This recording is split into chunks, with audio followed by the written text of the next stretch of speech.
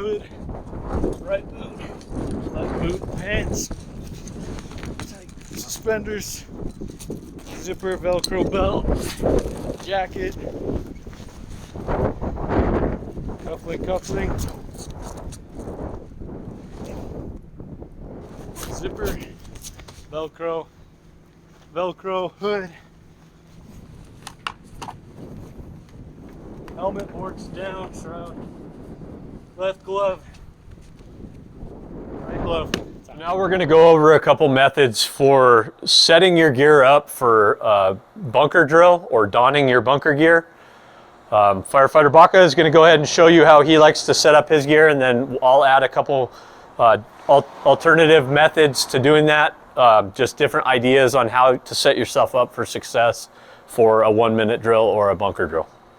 Okay, so systematically we want to set everything up, right? I know that my helmet is going to be one of the last things that I'm going to be putting on.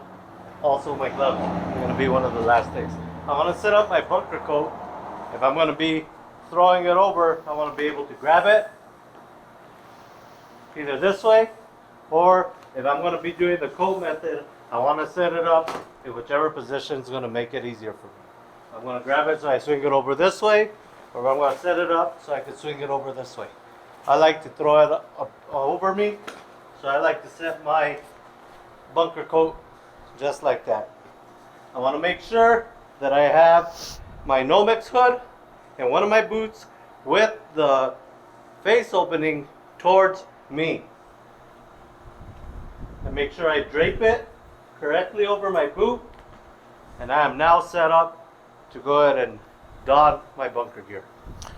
One other thing you can do, just get in the habit of find what works for you and then stick to that every single time. And what'll happen is you'll get used to, I always have my hood in the right boot. You just know to automatically go to your right boot.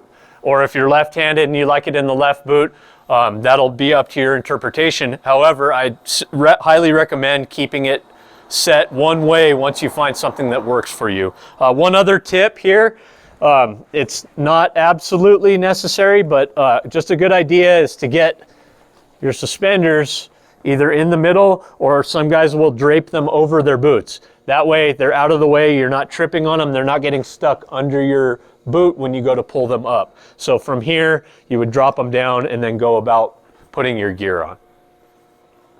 Okay, so now we're going to go over, Firefighter Palmer is going to be telling you what I'm doing step by step. Okay, once we're going to start to don our pants, he's going to be explaining to you and telling you what method I'm doing. You ready, Palmer? Yes, so Firefighter Baka's first going to take off his station boots or whatever footwear he's wearing at the time. He goes immediately to his hood. His hood goes on first. It's kind of counterintuitive, but we want to get that on first. It'll make sense why. So he put both feet into the pants. Notice he's pulling up by the waist and not using the suspenders to pull up. That is correct. We don't want to see you using your suspenders to pull your bunker pants on. Once his pants are up around his waist, he tightens down his suspenders and fastens his connections there. On these pants, he has a zipper and a clasp for a harness. He makes sure both of those are done up. Now he's actually tucking his hood under his suspenders. You notice on both sides here, he's got it under there. That's going to keep that hood from pulling out of his coat when he goes to throw his coat over. So now he goes immediately into grabbing his coat. Kind of like the coat method with an SCBA. If you're not there yet, you guys will see that later. So you see how his hands are just through. We have these, they're called gauntlets. Come film on that. Those are gauntlets. You want to make sure that your thumbs are actually through those gauntlets and pulled down tight. That's important because as we work, we run the risk of that coat arm pulling up and exposing our skin to superheated environments or fire material. From that point, he's going to go ahead and use his zipper all the way up to the top, immediately followed by the Velcro. And then finally, he has his neck protection here, and he's making sure that that stays fastened, checking all the way around. From this point, he's going to have to drop that hood back down. So you see how he gets his fingers all the way around that coat collar, and he goes all the way around. Turn around there, Firefighter Baka. See how it's all the way down. The actual face opening of that hood is all the way down. Now, he's turning back around. You can see the bottom of the face opening around the front of that collar. We don't want that bunched up. You run the risk of kind of running into problems, doing things that may take longer than they should. So at this point, he's getting his helmet. He elects to keep his chin strap fastened at all times. That way he just has to tighten it down. That's one way. Also, these have a disconnect. You can actually disconnect the strap. There, he demonstrated that and connect it that way. That either is acceptable. We just want to make sure that that chin strap is tight around your chin